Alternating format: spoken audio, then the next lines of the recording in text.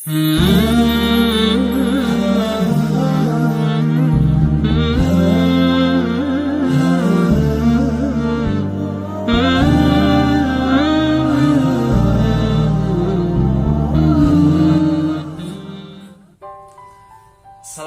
warahmatullahi wabarakatuh. Apa kabar semuanya? Alhamdulillah, mudah-mudahan semuanya dalam keadaan sehat ya.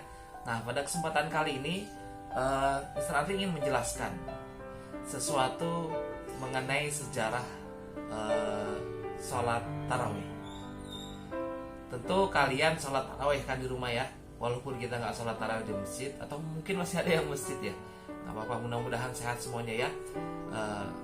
Jangan lupa tarawih tetap dilaksanakan ya, walaupun kondisi kita sedang tidak boleh di masjid, tetap kita sholat tarawihnya di rumah bersama dengan ayah, bersama dengan ibunda, bersama dengan kakak dan adik berjamaah di rumah. Kali ini, kesempatan kali ini Mr. Adi ingin menjelaskan mengenai sejarah sholat tarawih. Kalian mungkin tahu kalau sholat tarawih itu kok beda-beda ya jumlah rakaatnya. Di masjid ini menjalankan sholat tarawihnya 23 rakaat, lalu di masjid ini 18 rakaat. Lalu apakah artinya tarawih? Apakah benar-benar ini sholat tarawih ini ada di zaman Rasulullah SAW?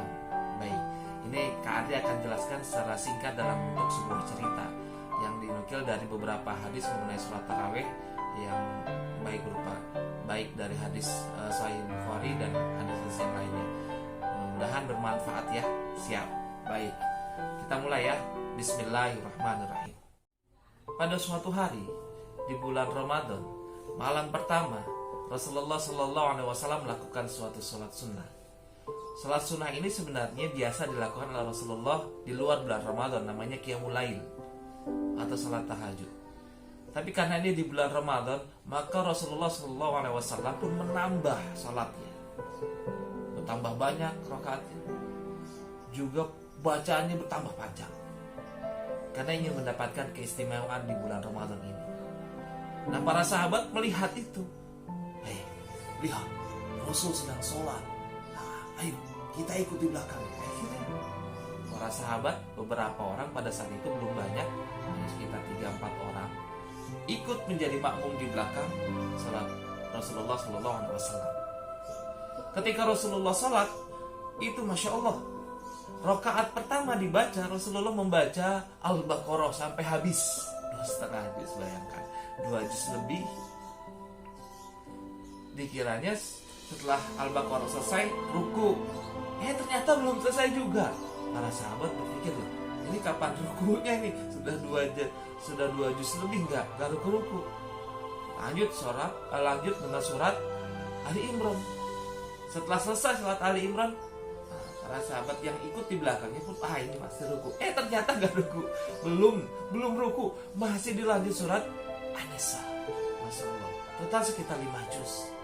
Subhanallah, itu Rasulullah lah, orang yang dijamin masuk surga. Seandainya punya tiket surga itu, lalu Rasulullah udah punya tiketnya, tinggal masuk, selesai, udah punya tiketnya. Tapi orang yang dijamin masuk surga aja seperti itu sholatnya, Masya Allah. Ini kita yang belum jelas masuk surga apa enggak, tapi malas-malasan sholatnya. Mudah-mudahan ini jadi pembelajaran buat kita ya. Makanya ayo kita tiru Rasulullah SAW. Walaupun kita nggak kuat sampai 1 rakaat itu 5 juz, ya cukuplah surat-surat pendek 2 atau 3 surat, atau setidaknya 1 surat pendek juga nggak apa-apa. Tapi tetap kita laksanakan sholat. Lanjut ceritanya ya. Selesai sholat, besoknya apakah kapok para sahabat? Enggak, para sahabat udah biasa bacaan-bacaan panjang seperti itu dalam sholatnya. Malah keesokan harinya, di hari kedua, itu tambah banyak. Sahabat itu pada datang paling banyak karena dikasih tahu sama sahabat lain, ada sholat spesial nih di bulan Ramadan nih, yang dilakukan oleh Rasulullah nih. Masya Allah, itu malah tambah banyak yang datang menjadi makmum, dan Rasulullah pun membiarkan tambah banyak. Hari ketiga juga seperti itu, bertambah banyak. Tapi hari keempatnya Rasulullah tidak datang ke masjid. Para sahabat bertanya-tanya, apa yang terjadi? Apakah Rasulullah sakit? kenapa Rasul tidak datang malam ini? Iya, aku juga tidak tahu. Ya udah, sambil menunggu kita sholat sendiri-sendiri aja dulu. Nah, seperti itu, sholat sendiri-sendiri. Ketika menjelang subuh, baru Rasulullah SAW datang. Rasul datang lalu menjelaskan kepada para sahabat setelah sholat subuh bahwa kenapa dia nggak datang pada malam itu.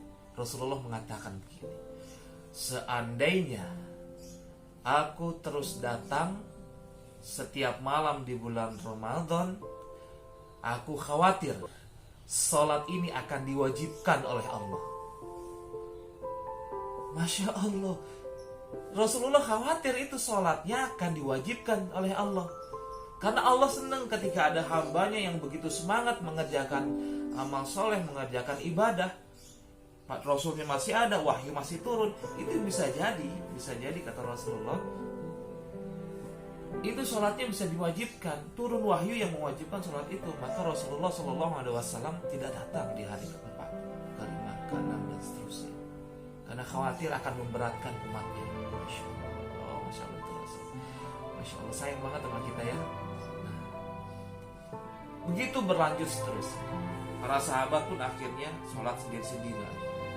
Ada yang berkelompok kecil, ada yang sendiri-sendiri, tapi jumlah rakaatnya panjang-panjang.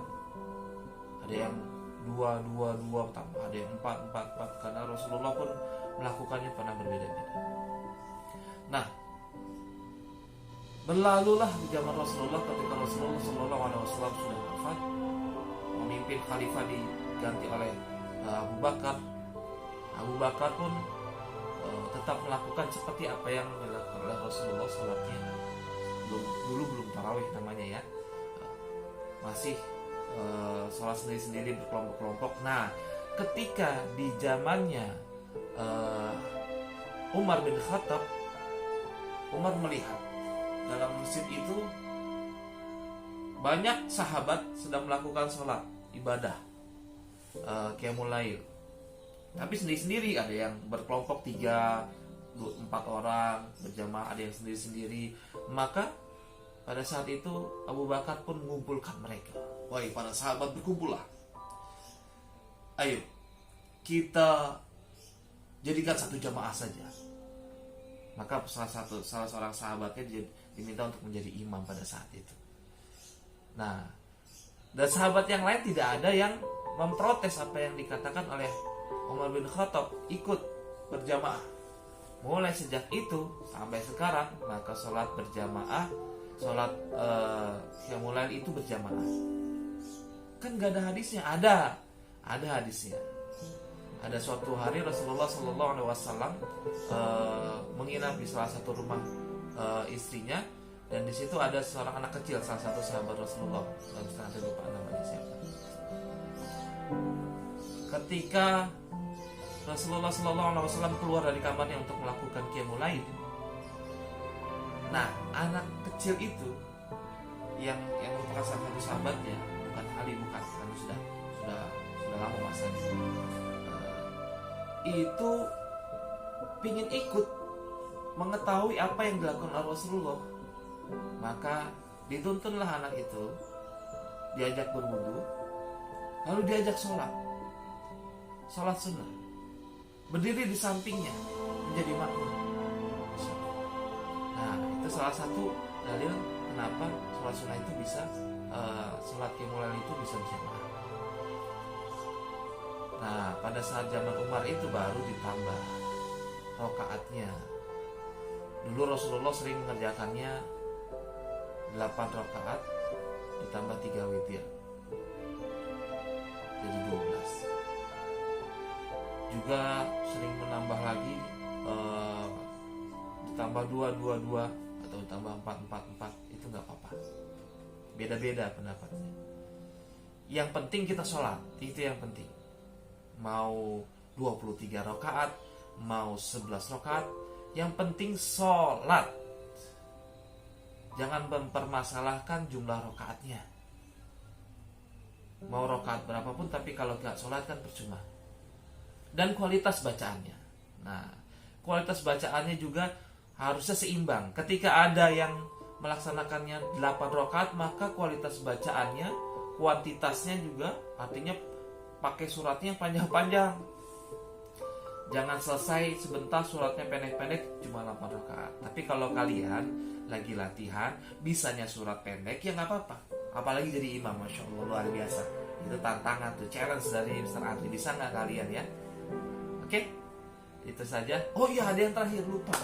Kenapa sholat taraweh? Nah, taraweh itu asal katanya dari kata roaha, artinya istirahat, rehat. Tarwih, nah berubah jadi tarwih. Tarwih itu tunggal sekali rehatnya. Maka karena sholat taraweh itu banyak rehatnya, 2 rakaat istirahat, 2 rakaat istirahat, 2 rakaat istirahat, duduk istirahat. Maka ulama mengatakan bahwa itu taraweh, karena banyak jadi jamak taraweh, maka disebutkan taraweh, untuk mengingatkan pada umat bahwa sholat ini bukan sholat yang mengerjakannya buru-buru. Sholatnya seperti Rasulullah, santai, banyak istirahatnya, tapi kualitasnya tetap dijaga, gak terburu-buru, cepet. Al-Fatihahnya 1 nafas, langsung ruku, langsung sujud. Bismillahirrahmanirrahim, alhamdulillahirrahmanirrahim, Allahu Akbar. Jangan begitu. Itu bukan sholat namanya, itu fitness sekali itu. Ya, tetap dijaga bacaannya yang tartil. Terus gak usah terburu-buru, santai. Perbanyak istirahat setelah sholat, istirahat dikit, minum boleh, lanjutkan lagi, seperti itu. Nah, itu asalkan dari taraweh. Oke, mudah-mudahan bermanfaat ya. Insya Allah tantangan dari Mr. Andri adalah, bisa nggak sih teman-teman semua, anak-anakku, memimpin sholat taraweh di rumah? Oke, sampai jumpa. Assalamualaikum warahmatullahi wabarakatuh.